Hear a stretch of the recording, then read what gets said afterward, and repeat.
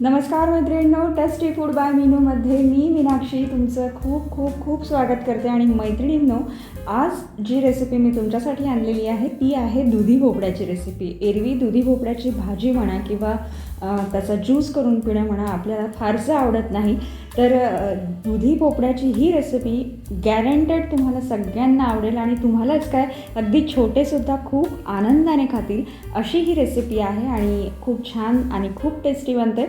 संपूर्ण दुधी आपली एकाच दिवशी आपल्या पोटात जाईल इतकी ही छान रेसिपी आहे. तर चला आपण सुरुवात करूया. तर तुम्ही बघितलं आहेच, मी दुधीचे सालं काढून घेतलं आहे आणि आता ती खिसते आहे. तर किसून झाली आहे दुधी आपली आणि आता आपण घेतो आहे ती म्हणजे मी अर्धी वाटी घेतला आहे बेसन. दुधी आपली आहे मधोमध किसलेली आणि त्याच्याभोवती आता आपण सगळे पिठं जे लागणार आहेत आपल्याला ते टाकणार आहोत. तर 2 वाट्या मी कणिक घेतलेली आहे आणि आता जे टाकलेलं आहे ते मी बाजरीचं पीठ टाकलेलं आहे, ते सुद्धा अर्धी वाटी. त्यानंतर मी घेतलेलं आहे ज्वारीचं पीठ, ते सुद्धा अर्धी वाटी. आणि आता आपण तांदूळाचं पीठ अर्धी वाटी टाकतो आहे. फक्त 2 वाटी जे टाकलं आहे आपण ते आहे गव्हाचं पीठ आणि बाकी बेसन आणि बाजरीचं पीठ आणि ज्वारीचं पीठ आपण अर्धी अर्धी वाटी घेतलं आहे. आणि आता आपण टाकतो आहे ते म्हणजे तीळ. तर तीळ आपल्याला 1 टेबलस्पून लागतील. 1 टेबलस्पून आपण तीळ टाकून घेऊया आणि त्यानंतर आपण 1 टेबलस्पून टाकणार आहोत यात ओवा. ओवा टाकून झाल्यावर आपण टाकणार आहोत यात ते म्हणजे लसूण आणि आल्याची पेस्ट, पण तत्पूर्वी आपण टाकणार आहोत थोडंसं तिखट. तिखट आपल्या चवीनुसार आपल्याला घालायचं आहे, जितकं तुम्हाला हवं असेल तितकं. आणि अर्धा टेबलस्पून आपण हळद टाकतो आहे. आणि हळद थोडीशी जास्त असली तरी चालेल, कारण त्याला छान येलो रंग आला पाहिजे इतपत आपल्याला हळद त्याला टाकायची आहे. आणि आता आपण थोडीशी जी आहे, मी म्हटलं मघा की आलं लसूणाची पेस्ट आपण घालणार आहोत. तर जाडसर कुटलेली आलं लसूणाची पेस्ट आपण घालणार आहोत यात. तर 1 टेबलस्पून आपण आलं लसूण पेस्ट जाडसर कुटलेली तीसुद्धा टाकून घेऊया. आणि आता आपण बारीक चिरलेली कोथिंबीर टाकणार आहोत. तर तीसुद्धा मी अर्धी वाटी कोथिंबीर घेतलेली आहे. आणि त्यानंतर मी हिरव्या मिरचीचा ठेचा कुटून घेतलेला आहे, हिरवी मिरची तिचीसुद्धा पेस्ट आपण यात टाकणार आहोत. आणि आता सर्वात महत्त्वाचं ते म्हणजे मीठ. याशिवाय कुठल्याच अन्नाला चव नाही. तर चवीपुरतं मीठ आपण घालणार आहोत. चवीपुरतं मीठ यात टाकून घेऊया. तुमच्या चवीनुसार तुम्ही मीठ घाला. तर सगळे पदार्थ टाकून झाले आहे, तीळ टाकून झालं आहे, ओवा टाकून झाला आहे. आणि आता आपल्याला जितका या दुधीला पाणी सुटेल तितक्याच याच्यात आपल्याला याला कुठलंही पाणी न टाकता भिजवायचं आहे. कारण दुधीला जर आपण पाणी टाकून भिजवली ही कणिक, तर कणिक म्हणजेच सगळ्या पिठांचं जे मिक्सर आहे ते, तर त्याला खूप जास्त पाणी सुटत जातं आणि तो खूप पातळ होत जातं हळूहळू. तर तसं व्हायला नको, यासाठी आपल्याला अगदीच दुधीतच हे सगळं पीठ मळायचं आहे आणि मळलं जातं व्यवस्थित. तर अगदीच वाटलं थोडंसं की आपलं पीठ जास्त झालं आहे आणि दुधी त्या मानाने कमी झालेली आहे असं जर का वाटत असेल, तर थोडंसं दही तुम्ही घेऊ शकता आणि ते दही घेऊन आपण मग आपल्यालाही भिजवायचं. तर अगदी छान असं हे भिजवून झालेलं आहे आपलं. आता आपण याचे जे मुठिया आहेत त्या लाटून घेणार आहोत.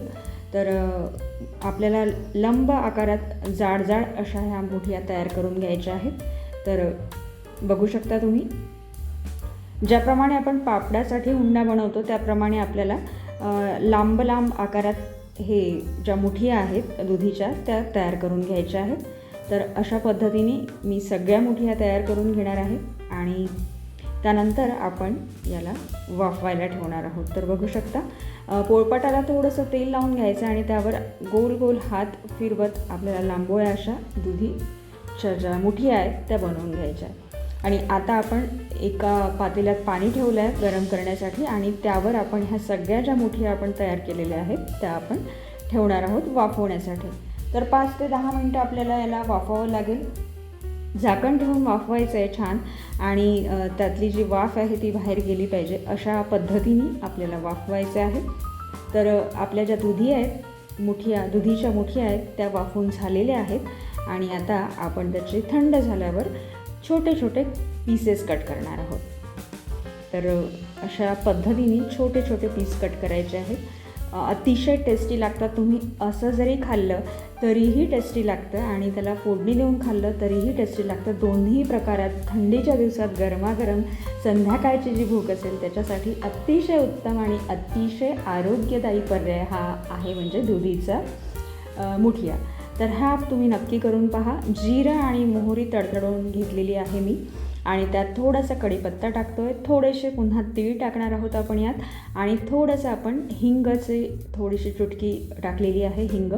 आणि आता यात आपण ज्या तयार केलेल्या मुठिया आहेत त्या सर्व काप करून घेतलेल्या त्या टाकणार आहोत आणि याला छान परतून घ्यायचं. आता परतवायचं किती तर आपल्याला छान कुरकुरीत कडक अशा लागत असतील तर जास्त परतवायच्या तेलात आणि तेल थोडंसं जास्त टाकून कुरकुरीत होऊ द्यायचं असेल तर थोडा वेळ जास्त परतवायच्या आणि जर आपल्याला नको असतील कुरकुरीत आणि ॲज इट इज आपण खाऊ शकतो आहे आणि आवडतात आपल्याला तर तशा देखील खाऊ शकता. मी तर असं म्हणेल की आपण नाही फोडणी दिली आणि तशा जरी गरमागरम खाल्ल्यानं तेलासोबत आणि किंवा ठेच्यासोबत तर अतिशय उत्तम लागतात.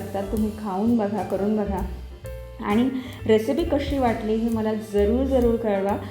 मी तर म्हणेल की सगळ्यात हेल्दी आणि चांगली अशी ही रेसिपी आहे. तर तुम्ही नक्की करून पहा आणि जर आवडली असेल तर सबस्क्राईब करायला मात्र मला नक्की विसरू नका, कारण तुमचं एक सबस्क्राईब माझ्यासाठी लाख मोलाचं आहे.